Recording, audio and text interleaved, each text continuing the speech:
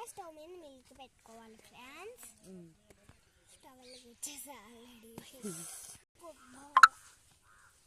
కొంచెం బాయిల్ అయిన తర్వాత మనము టీ పొడి వేసుకోవాలి ఫ్రెండ్స్. వేసుకుంటున్నాం ఫ్రెండ్స్. తర్వాత కొంచెం షుగర్ వేసుకోవాలి ఫ్రెండ్స్. షుగర్ ఉన్న వాళ్ళు షుగర్ వేసుకోవద్దు ఫ్రెండ్స్. ఒక 5 minutes తర్వాత స్ట్రైన్ చేసుకోవాలి ఫ్రెండ్స్. రెడీ అయిపోయాయి ఫ్రెండ్స్. సర్వ్ చేసుకుందాం ఫ్రెండ్స్.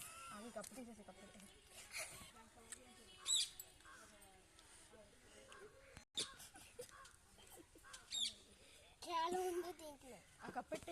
టేస్ట్ చేద్దాం ఫ్రెండ్స్. ఉంది ఫ్రెండ్స్. అల్లం వేస్తే ఇంకా బాగుంటుంది ఫ్రెండ్స్.